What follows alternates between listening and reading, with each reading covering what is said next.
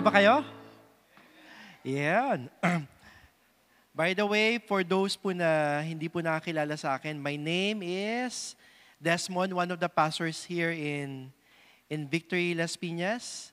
So, ngayong umaga po ito, nandun pa din po tayo sa ating serye na pinamagatang Jesus Period. Sabihin nyo nga po, Jesus Period. Sa lahat po ng ginagawa natin dito sa simbahan, si Jesus lang po ang pinakadahilan kung bakit natin ginagawa yung mga ginagawa natin. So, Jesus Period, sa mga hindi po nakakalam, for the longest time dito po sa ating church, as we celebrate also the Victory at 40, ito pong series na to ay ginawa para din po sa ating celebration na 40 years of God's faithfulness sa ating pong simbahan sa Victory. So, madaming panahon, madaming taon, nung hindi pa uso ang LED, yan po yung banner ng mga church before. Jesus Period. Hindi lamang po siya banner. Yun din po ay ating, kumbaga, we want for the people to show that Jesus is the focus in the center of our worship, the center of the preaching of the word, the center of our gathering. And the reason why you're here, and I'm sure it's because of Jesus. Tama ba? That's why we have this Jesus Period. So, again, ngayon, nandito na po tayo sa ating ikatlong linggo ng ating serye na Jesus Period. Noong week 1, pinag-usapan po natin the Lordship of Jesus Christ. So, in-establish doon ni Paul sa Colossians kung sino ba si Jesus. Dahil madami silang ibang pinapaniwalaan, sinabi ni Paul na si Jesus is the supreme, yung kanyang preeminence, that He is the one and only true God. And because of that, ang mga taong naniniwala sa Kanya, sila ay yung mga bagong nilalang na the oldest God and the newest God. And even Jesus is being established by Paul in Colossians that He is before all things. He's the firstborn of all creation. And unless that is established in our lives, madami pong mga bagay na isisingit natin na hindi naman mahalaga. That's why, yung week 1, pinag-usapan po natin the Lordship of Jesus Christ. Because again, lagi po natin binabanggit that we receive Jesus Christ not just as Savior, but also our Lord. Amen po ba? So hindi lamang po siya tagapagligtas, siya po ang ating Panginoong Diyos na sinasamba na dapat masunod sa ating buhay. Week 2, last week, pinag-usapan natin, receiving Christ as Lord. So nakita natin doon, the fullness and richness of Jesus Christ sa Kanyang salita. Ang Kanyang salita ang kailangan mamutawi sa ating mga puso dahil yung mga dati nating mga nakaugalian, nakasanayan, especially dun sa Colossae, sila po ay sinakop ng napakadaming empire, Persian Empire, Greece, and even Rome. They believe in so many things. That's why they have this many philosophies in their lives. At dahil madami silang philosophies, ang hirap nilang pagsamahin yung paniniwala nila sa Panginoong Jesus. Sabi nga ni Paul, hindi dapat siya pagsamahin. Dapat ang Panginoong Jesus lamang.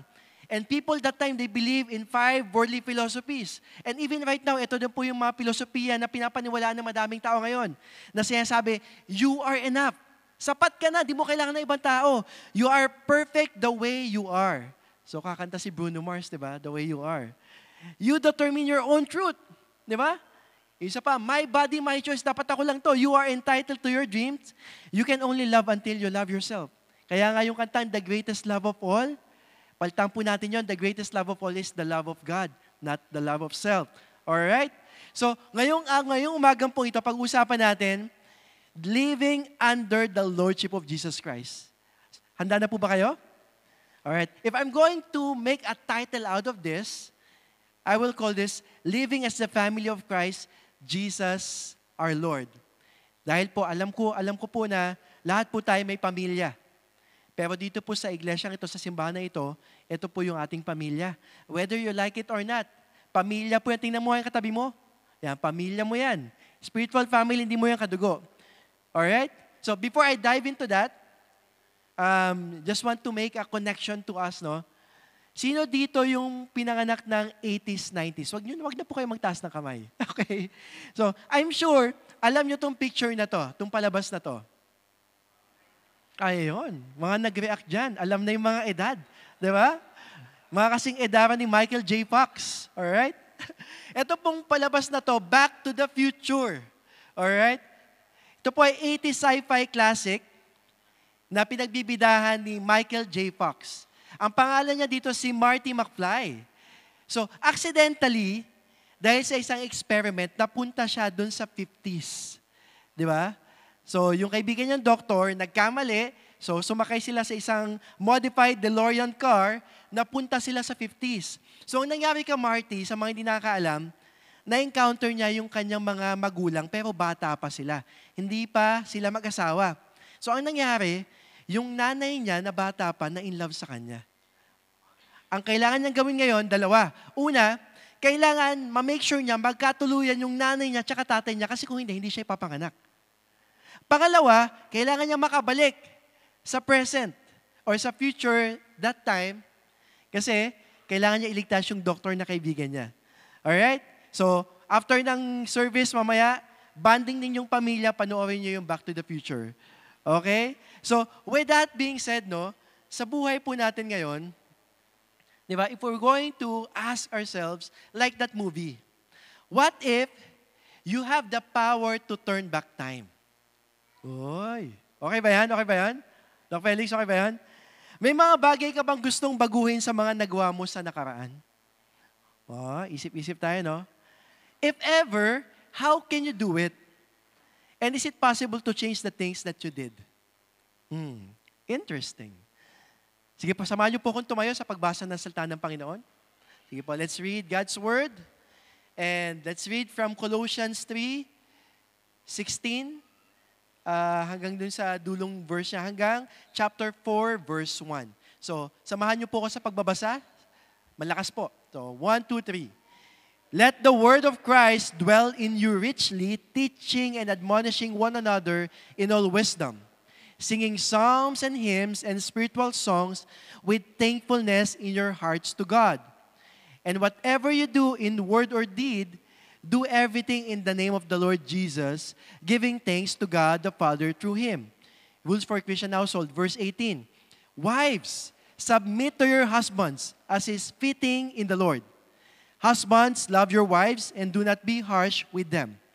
Children, obey your parents in everything, for this pleases the Lord. Fathers, do not provoke your children, lest they become discouraged. Bondservants, obey in everything those who are your earthly masters, not by way of eye service, as people pleasers, but with sincerity of heart, fearing the Lord. Whatever you do, work heartily as for the Lord and not for men, knowing that from the Lord you will receive the inheritance as your reward. You are serving the Lord Christ. For the wrongdoer will be paid back for the wrong he has done, and there is no partiality. Colossians 4:1, Masters, treat your bondservants justly and fairly, knowing that you also have Master in heaven. Let's all pray. Panginoon, salamat sa pagkabasa na iyong salita. Banal na Espiritu, tulungan mo kaming maunawaan ito. Hindi lamang po maunawaan, kundi paano ito may apply sa aming mga buhay. Salamat, Panginoon, dahil sa iyong salita ay nagbibigay buhay sa amin. Nagbibigay sa amin ng pag-asa, nagbibigay sa amin ng katuruan upang mabago namin ang mga maling mindsets namin, Panginoon. At Panginoon, salamat dahil, Panginoon, Ikaw ang Diyos na tapat. At sa aming pagbabasa ng iyong pag-aaral ng iyong salita ngayon, Panginoon, inihiling namin na ito'y maging aming gabay sa aming pang-araw-araw na buhay. Muli, tiyataas namin ang lahat na ito sa pangalan ni Jesus na aming Panginoon. Amen at amen. Makakaupo na po kayo? Alright. So, yung binasa po natin, this is from one of the epistles of Paul. Ang pangalan po nito ay Colossians. So, sa dami po sinulat ni Paul na epistles, kumbaga sulat po niya ito sa mga simbahang kanyang mga nabisita. Pero para lang po malaman po ninyo, isa po ang Colossians sa simbahan na hindi nabisita ni Paul face-to-face. Kasi sinulat niya to nang nasa prison na siya. So, ang ginawa niya doon, dinalaw siya ni Epaphras kung sino ang siyang nagplant ng church sa Colossians.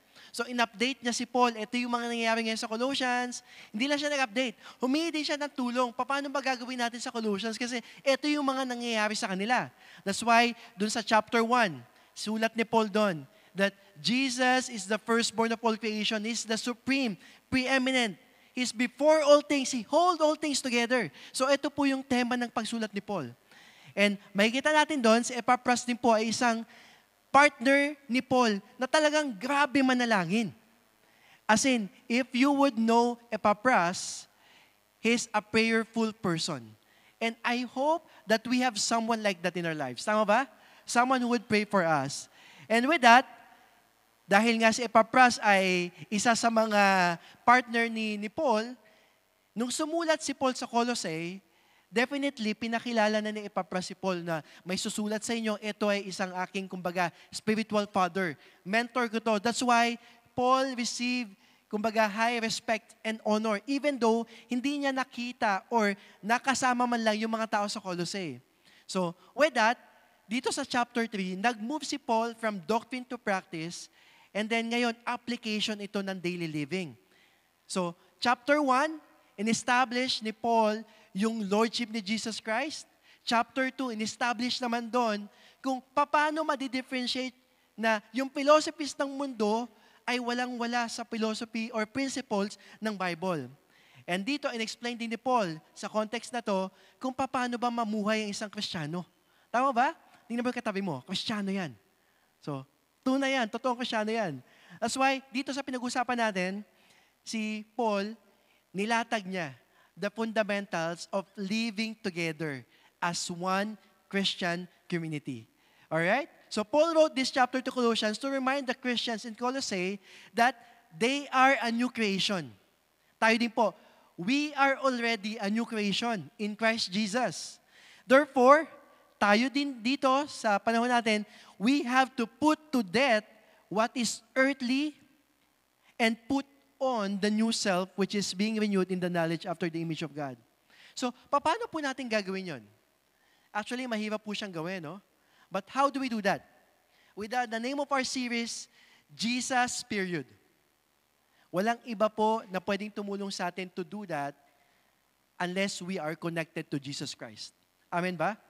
That's why Paul emphasized in chapter 1 the supremacy of Jesus Christ. Because unless we recognize na si Jesus ay above sa lahat, siya ang bukod tanging nag-iisang Diyos at walang ibang Diyos, it will be impossible for us to live a new creation that God wants us to be. That's why we need to be established in Jesus Christ, mga kapatid. We need to be established in Christ Jesus. Pero ang tanong, paano? Di ba? Tanong nyo din yan. Tanong ko din yan. Dati, paano? The quick answer to that is through His Word. The Bible. That's why it says in verse 16, if we're going to read it, Colossians 3 verse 16, let the word of Christ dwell in you richly. Faith comes from hearing and hearing the word of God. That's a different verse. If you want to grow in your relationship with God, there's no shortcut, guys. Only the word of God. That's why we encourage you to have your devotion.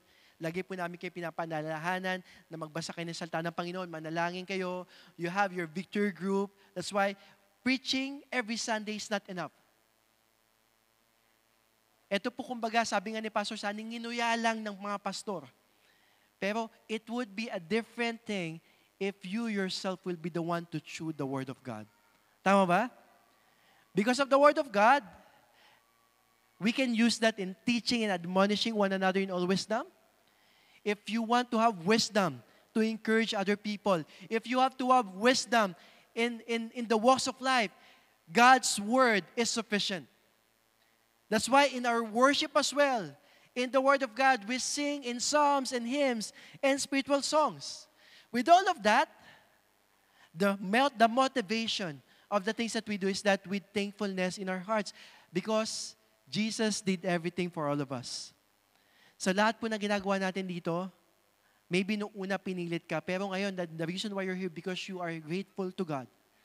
The reason why you're here because God did something in you, God encountered you, ikaw ay nagpapasalamat sa Panginoon, kaya ka mabuti. Dahil ikaw ay nagpapasalamat sa Panginoon sa kabutihang ginawa niya sa buhay mo. Kaya ka mabuti, dahil mabuti ang Diyos sa buhay mo. Tama ba? That's why in Colossians, ito po yung main thing na sinasabi ni Paul.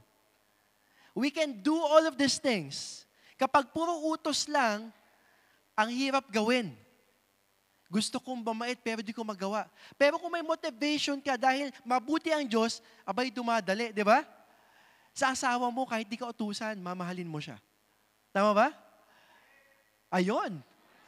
Di ba? Kung ikaw ay anak, kahit di ka utusan, maghuhugas ka ng plato. Tama ba? Mag-aaral kang mabuti. Bakit? Kasi nagpapasalamat ka sa magulang mo kasi mahal mo yung magulang mo. Amen. Sabi ni N.T. Wright, one of the theologians, sabi niya, thanksgiving and thanks living. So, may dash siya sa gitna. Sa Tagalog, pamumuhay na may pasasalamat at pamumuhay na nagpapasalamat. That's the theme of Colossians. If there's one thing that marks out in Colossians from all other writings in the New Testament, it's the constant emphasis of giving thanks. Guys, huwag tayong mapagod na magpasalamat sa Panginoon. At huwag tayong magsawang gumawa ng mabuti. Dahil sa paggawa mo ng mabuti, pinapatunayan mo lamang na madaming ginawa ang Panginoong kabutihan sa buhay mo. Tama ba? Amen? Palakpakan natin si Lord. The reason why we can live in thanksgiving and thanks living, because in verse 1 to 3, sabi doon, sa Colossians 3, because you have been raised with Christ. Jesus Christ died for all of us, and because you believe in Jesus Christ, naniwala ka sa Kanya, mamamatay man tayo pagdating ng araw, pero mabubuhay tayong muli. We will experience the eternity in God. There's no more mourning, weeping, no more sickness. That's why we can thank God for that. Therefore, seek the things that are above, where Christ is seated at the right hand of God. Dito po sa mundong ito, if you are a Christian follower of Jesus, dapat hindi na tayo nasa-satisfy sa kamunduhan. Our satisfaction is only in Jesus, is only for eternity. Verse 2, set your minds on things that are above, not the things that are on earth, because you have died and your life is hidden with Christ in God. We must not only seek heaven. Hindi lamang po heaven ang dahilan kung bakit natin tinanggap si Jesus. Dahil kung heaven lang, edi sana kinuha na lang niya tayo, tama ba? But you are still alive today. You know why? Because there's still a purpose why you are still alive. The Lord would want to use you. That's why, as Christians, we must also think like heaven. Hindi mo man makita yung pagbabago sa pinagpipray mo, kahit ilang beses ka na nag-share ng gospel, there's an impact in the eternity. Just continue to proclaim the good news. Just continue to do good. That's why we think like heaven. Parang nasa heaven na tayo, pero wala pa. We're holy because of Jesus Christ, but not yet. Tingnan mo katabi mo, holy yan. Hindi lang halata, di ba? We're holy because we have talked about that before. We're holy not because you are good. We're holy because God is good. We're holy because we have been clothed by the blood of Jesus. So from now on as Christians, we will see everything in light of eternity. We will no longer live as if this world is all that matter to us. I know we have dreams and aspirations. Hindi naman po masama yun, tuloy nyo lang po. Pero kung yun po ang dahilan kung bakit ka nabubuhay, doon po tayo nagkakaroon ng problema. We only live for Jesus. We only live for God. Kung dati mahalaga yung mga makamundong bagay sa atin, ngayon ang mahalaga na sa atin, kung ano na yung gusto ni Jesus. Kung ano yung ayaw ni Jesus, ayaw ko na din. Kung ano yung gusto ni Jesus, gusto ko na din. Kaya kung gusto ni Jesus magpatawad, kaya mo din magpatawad. Tama ba? Kung gusto ni Jesus, magbigay ka, magbigay ka. Maging generous ka sa mga tao. Kung gusto ni Jesus, maging masipag ka. Lalo gustong-gusto ni Jesus, buklatin mo yung Bible mo. Bubuklatin mo yung Bible mo. So in short, kahit wala pa tayo sa eternity, gagawin natin yung mga bagay na may impact sa eternity. Because again, we will set our minds on things that are above. Because that is what being a Christian means. That's why, as we go back to verse 16, basahin lang po natin, let the word of Christ dwell in you richly, teaching and admonishing one another in all wisdom, singing psalms and hymns and spiritual songs, with thankfulness. Can you say that? With thankfulness in your hearts to God. Ulit-ulitin ko po itong verse na to. Dahil ang lahat po ng mga bagay na pag-uusapan natin ngayong umagang ito, mahirap pong gawin kung wala tayong pagpapasalamat sa Panginoon. Mahirap pong gawin kung tayo napipilitan lang. So why in everything that we do now as we live in the Lordship of Jesus Christ, is with thankfulness. We do what we do out of gratefulness because of what Jesus has done for us. Amen po ba? Imagine mo yung buhay mo dati. Ilang segundo lang. Just think of your life before. Nasaan ka kaya 5 years ago? Or 10 years ago? Sa mga matatagal na, 40 years ago, kasi 40 years na yung victory, di ba? 40 years ago. Nasaan ka pa kaya nung hindi pa si Jesus yung Diyos ng buhay mo? As I'm thinking right now, patapon po yung buhay ko. I don't want to dwell on that. Di ba? If we're going to think about that time, di ba parang gusto natin ng reset button? Right? Parang gusto natin ng restart button. If we can only go back time, gusto kong baguhin yung mga bagay na nagawa ko noon ng palpak, na mali, na mga kalokohan. At baguhin yung mga nangyari dati. And sana hindi ko na siya nagawa. Sana hindi ko na siya nasabi. Sana hindi ko siya niloko. Sana hindi ko siya iniwan. Sana hindi ko siya minura. Sana hindi ko to. Sana. Madami tayong if sa buhay natin. But the good news is, because of Jesus, God gave us a reset button. God gave us a restart button that we can start a life again. That we will not be judged, we will not be condemned of what we have done in the past. Hindi po babalikan ng Panginoon yon. Demonyo lang po yung nagbabalik na nakaraan. Pero dahil kay Jesus, it's like you have a clean slate. Bagong nilalang ka na. Without Jesus, it's impossible to start afresh. Tama ba? Lahat sinubukan na natin dati, magbabago ako. Every New Year, New Year's resolution, ang consistent lang, we consistently fail to change. Pero nung si Jesus na po ay dumating sa buhay natin, when Jesus encountered us, I'm sure, something is changing in you. And keep on changing. Right? Binabago tayo ng Panginoon. Dati, sa bawat sentence mo may mura, ngayon wala na. Dati, pag inutusan ka, padabog ka ngayon, nakangiti ka, hindi ka pa nagdadabog, di ba? Niyayakap mo pa yung nanay mo. Di ba? Dati, di ba? Parang gusto mo bilang asawang lalaki, magtatrabaho ka lang, pag uwi mo ng bahay, wala ka nang gagawin. Pero ngayon, tumutulong ka na sa asawa mo, tigasin ka na, di ba? Lahat ginagawa, tigasaing, tigaluto, tigaigib, di ba? Why? Because of Jesus Christ in you. Only in Jesus Christ, you can experience the real transformation. Because apart from Jesus, we cannot have that transformation. Amen po ba? That's why in verses 5 to 14 in Colossians 2, mamaya babasahin po natin, it will now make sense. Ito po yung mga utos, imperative or command ni Paul to the Colossians to do. This is not easy. But it makes sense now. Because in-establish muna that Jesus is preeminent, supreme, above everything, died for us, loved us so much. That's why ito mga susunod na pag-uusapan natin, nagiging madali siya because this will be motivated by grateful heart.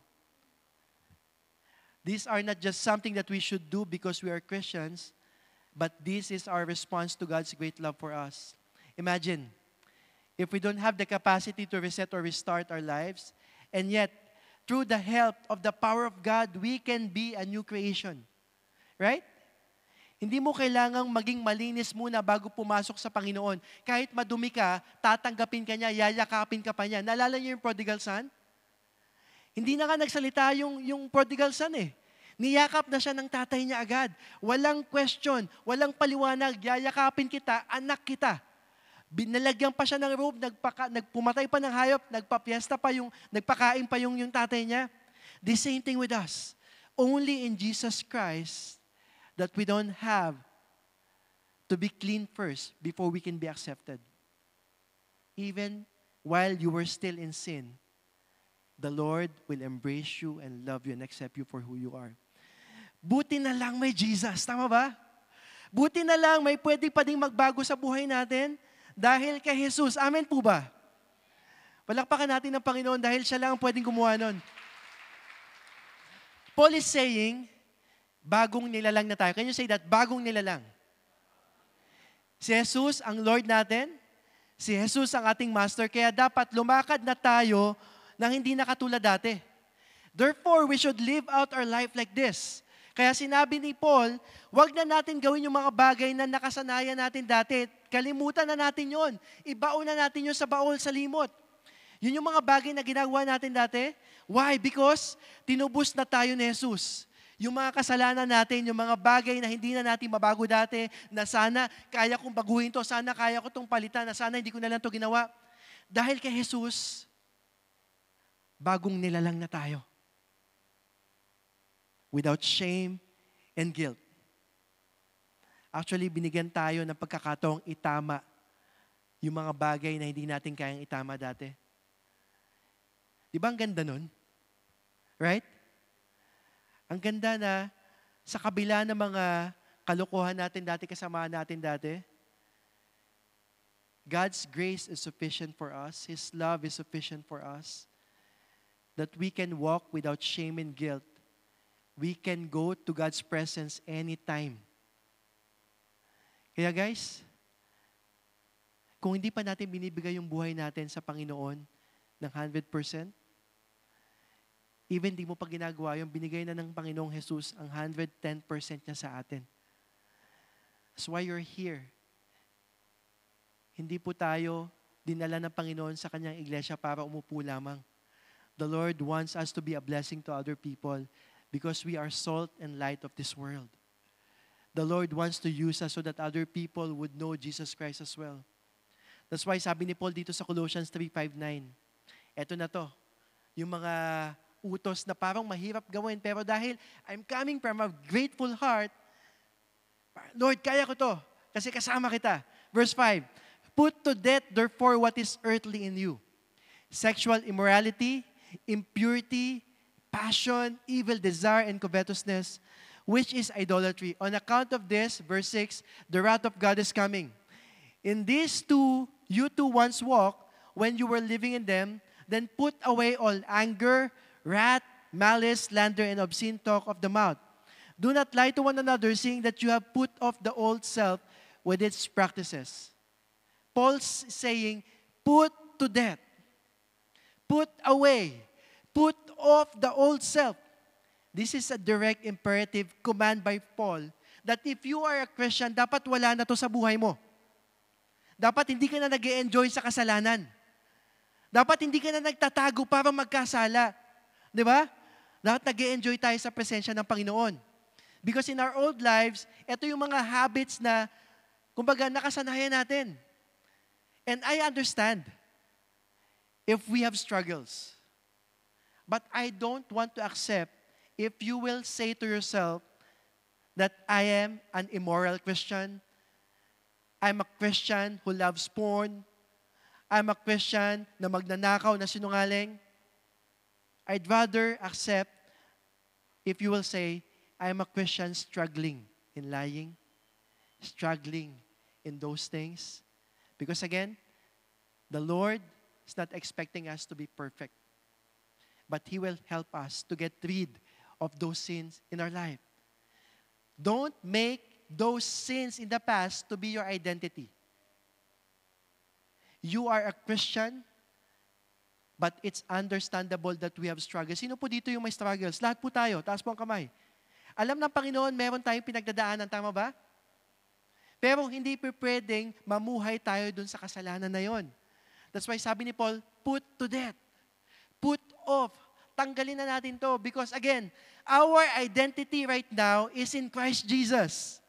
Right? So whenever we are struggling, we have to kneel down and pray, Lord, tulungan mo ko dito. And as we ask God for help, we have our victory group leaders to help us, to pray for us. That's why we have this church community. Pero kung mag-isa ka, talagang matatalo ka. Pero if we are together, we are better together. Amen po ba? Palakpakan natin si Lord. Therefore, we can now put to death those things because this is our response to the amazing grace of God through Christ Jesus. Dahil mahal natin si Jesus. Mahal natin si Jesus. Kaya nating itapon, ialis, kumbaga tabunan, tanggalin ang mga dating pag-uugali natin. May mga susundot, pero those are struggles, but by the grace of God, we were able to live out to the person that God has called us to be.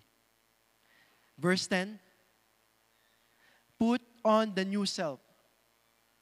As we put off our old self, Paul is saying, put on the new self, in which is being renewed in knowledge after the image of His Creator. Verse 11, here there is not Greek and Jew, circumcised and uncircumcised, barbarian, Scythian, slave, free, but Christ in all.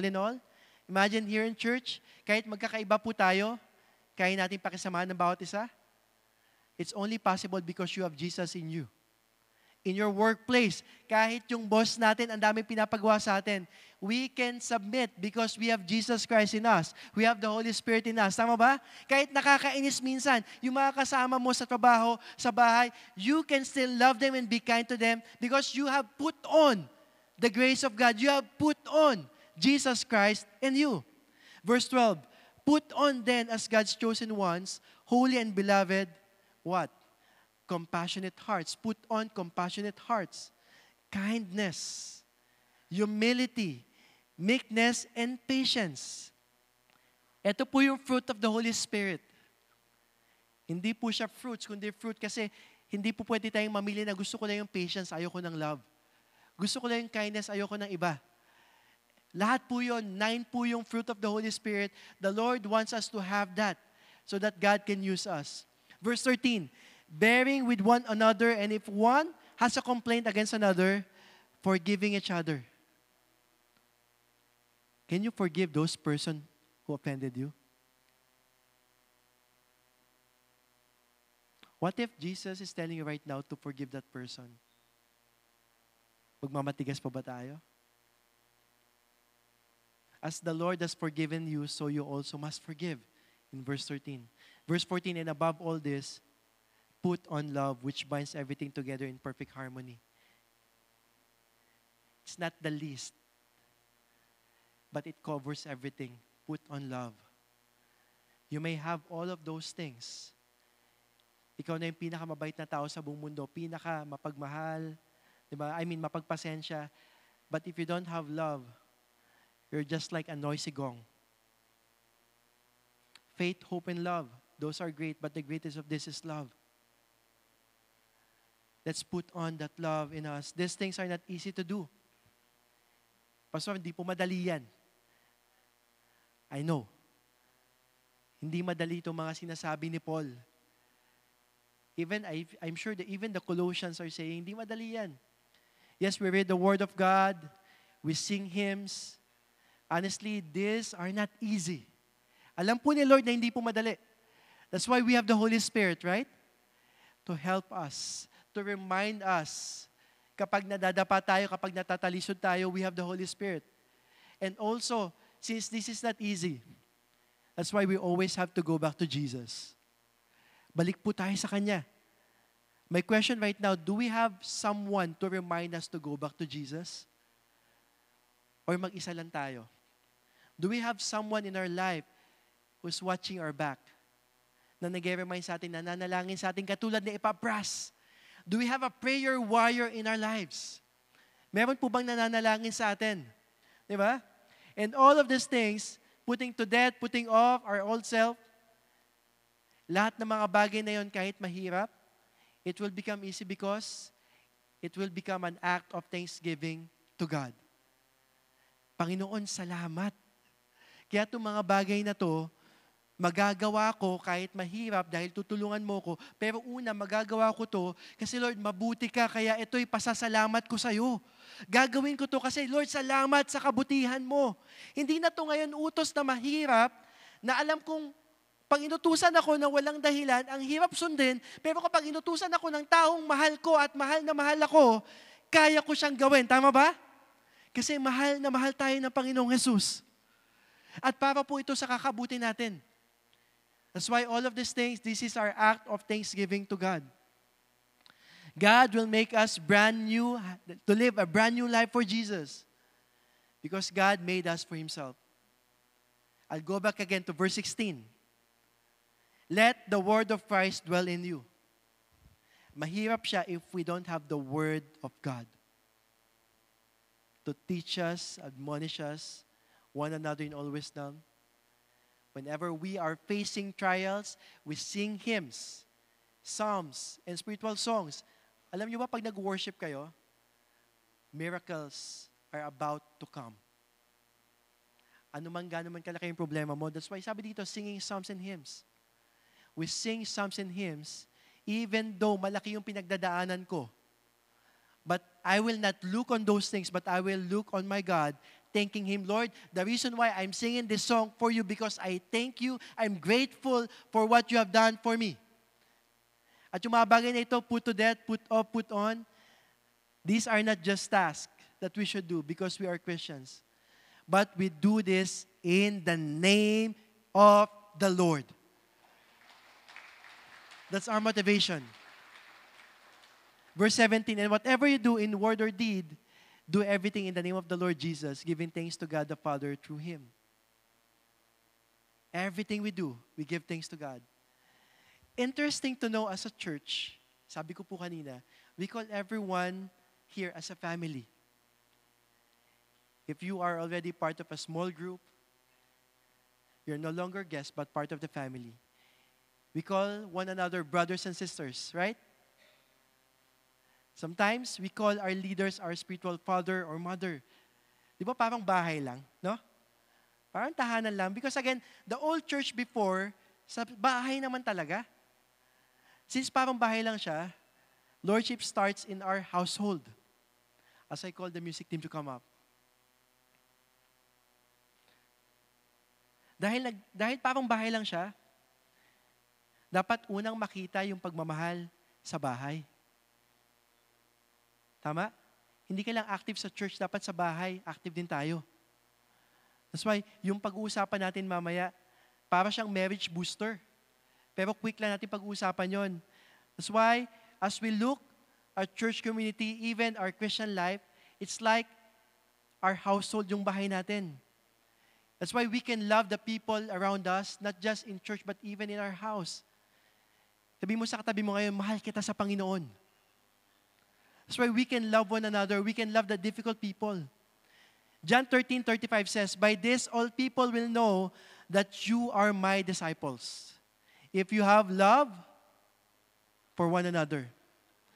Lordship starts in our household, not just in the household of God, in the church, but in our homes. I just go through quickly with this. Ito po yung laging pinag-uusapan sa wedding. Even sa mga marriage talk. And sometimes, kapag binabanggit itong verse na to, nagsisikuhan yung mag-asawa. Di ba? Lalo pag hindi nila alam yung context at bakit nila to kailangan gawin. So nalatag na po natin, we do these things because we love the Lord. We do these things because ito yung pasasalamat natin sa Kanya. Right? That's why in Colossians 3 verse 18, sabi dito, wives, sino po dito yung mga asawang babae? Taas ang kamay. Submit to your husband. Alright? Amen po ba? If I will read this verse without the context that God loves me and He gave everything to me and that's why I will do this because I love Him, mahirap po itong gawin. But sabi dito, wives, submit to your husbands as is fitting in the Lord. As is fitting in the Lord sa Tagalog, dahil ito ay narapat sa Panginoon. You're not doing that for your husband. You're doing it for the Lord. Amen po ba? Verse 19, husband, sino dito yung mga asawang lalaki? Taas ang kamay. Yan, oh. Sabay-sabay sabihin natin to, love your wives. Sabi mo sa katabi mo, kung katabi mo asawa mo, I love you, dear. Kung ano man tawag mo sa kanya. Walang sikuhan, ha? And husbands, do not be harsh with your wife. Now, this makes sense now. Hindi lang siya utos, pero gagawin natin to kasi mahal natin si Lord. Kasi kung ang pagmamahal mo sa asawa mo ay hindi galing sa Panginoon, mauubos po yan. Pero kung mahal mo si Lord, hindi mauubos yan. Amen po ba? Alright. Mahirap po gawin ito kung wala si Lord sa buhay natin. Dahil sa totoo lang, selfish po tayo. Hindi tayo marunong magmahal. But now we can because of Jesus Christ. Mga anak, children, sino po dito mga anak? Lahat tayo mga anak, alright? Obey your parents in everything. Why? For this pleases the Lord. First commandment with the promise, sabi ni God, honor your father and your mother so that you will live long in the land and you will be successful. Right? Fathers, mga tatay, do not provoke your children. Huwag natin silang galitin. Di ba? Lest they become discouraged. Let's journey with them. Let's train them. Maging kaibigan tayo ng ating mga anak. Bondservants. Wala na pong ganong bondservants kayo, pero equivalent nito yung mga kasambahay po natin. If you are that person, you don't have to raise your hand. It says here, obey in everything those who are your earthly masters, not by way of eye service as people pleasers, but with sincerity of heart, fearing the Lord. In the present time, if you are employed, it's like bondservants. Obey everything those who are your earthly masters. Ano may sinasabi ng boss mo? Not by way of eye service or pleasing man, but do it as you please the Lord because you fear the Lord. Kaya hindi na po tayo mag-uwi ng paperclip sa office, okay? Tsaka ng bond paper. Tayo na yung unang papasok at huling lalabas, right? Because we fear the Lord, we love God. 23, lahat po to. Wives, husbands, father, bondservants, whatever you do, work heartily as for the Lord and not for men, knowing that from the Lord you will receive the inheritance as your reward. Guys, I like this. Kung yung mga tatay na hindi talaga sobrang bait, kaya magbigay ng reward sa anak nila.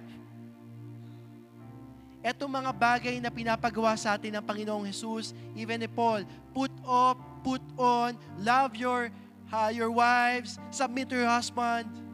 Pag ito po ginawa natin, the Lord, our good Father in heaven, will reward us.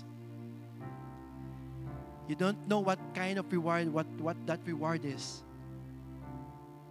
But as Christians, I can expect my God to reward me because He is faithful. But I will not just focus on the reward. I'll do these things because I love my God. Verse 25. But if we will not do this, 25 says, for the wrongdoer will be paid back for the wrong he has done, and there is no partiality. Our God, our Father in heaven, loves us so much, will also discipline us. And lastly, Colossians 4:1.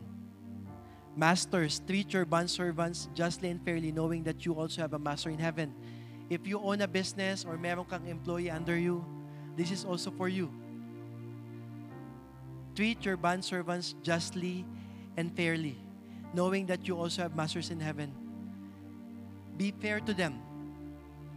Taasan nyo yung pinapasahod nyo sa kanila. Sama nyo sila na lumago din ang buhay nila. Treat them fair. Share the Word of God to them. Di ba? Start a Bible study in your company kasi ikaw yung boss dyan. Make them know who Jesus Christ is. Have that opportunity and open door for them to know Jesus Christ. Yun po ibig sabihin nito. And lastly, I like sa New Living Translation, a version ng Colossians 3:16-17.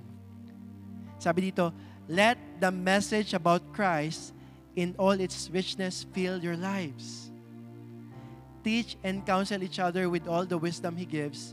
Sing psalms and hymns and spiritual songs to God with thankful heart. And verse 17, and whatever you do or say, do it as a representative of the Lord Jesus, giving thanks through Him to God the Father. Guys, we are all ambassadors of God. We are His representatives. Ano man yung status mo sa buhay, whether you're a wife, a husband, a child, an employee, a boss, we are representatives of God. That's what the meaning of having Jesus as my Lord.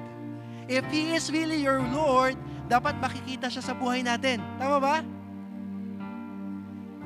And for my main point this morning, with all of those things, we can do that because of what Jesus has done for me and who He is in all my actions, in every relationships that I have, with every opportunity.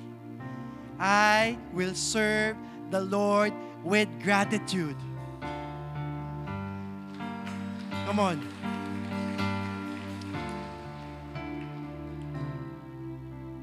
Would like to pray for us right now. Marahil nandito ka ngayon, sinasabi mo, Pastor, ang hirap talaga niyan. Walang imposible sa Panginoon. The Lord will help you. The question is, do you want God to help you? Also, do you have someone in your life to help you as well, to pray for you? Do you have Epaphras in your life as well? Or maybe you're here, you're saying, nagsisimba naman ako, nagbabasa naman ako ng Bible. Okay na yon. You know what? May purpose ang Panginoon sa inyo. Kasi kung wala na, sana kinuha na tayo ng Panginoon. But the reason why you're still here today, because the Lord wants to use your life so that other people would see that Jesus Christ is alive in you. So that other people would know who Jesus Christ is. Para sila po ay makakilala sa Panginoon. Let me pray for all of us right now. Panginoon, I pray for my brothers and my sisters right now. Lord, mahirap maging Kristiyano. Actually, hindi po mahirap. Imposible ang mabuhay bilang isang Kristiyano. Imposible po kung wala kayo. Pero salamat dahil ang banal na Espiritu ay nasa amin. Ano man po yung mga nakaraan namin, mga struggles namin sa buhay ngayon, Panginoon, tulungan mo po ang bawat isa sa amin na maisapamuhay ito, na Ikaw ang maging aming Panginoong Diyos, na makita ito ng mga tao sa paligid namin, Panginoon. Lord, ito mga bagay na ito na sinabi ni Apostle Paul, put off, put on, take it away, put on, Lord, all of these things, Lord, we ask by the grace of God, help us, Lord God, to do these things. And thank you, Lord, for reminding us this morning that we will do this because we are grateful for what you have done on the cross 2,000 years ago. That's why, Lord, this is not a difficult task. But, Lord, this is a task that we will gladly do because we love you. And, Lord, I pray that you pour out your Spirit to your people right now, to my brothers and sisters, Lord. Help us to do these things. Help us to live with one another. Help us, Lord God, to love one another because, Lord, you are good. You are faithful. Lord, this is our prayer in Jesus' name. Amen and amen. Come on, let's give God a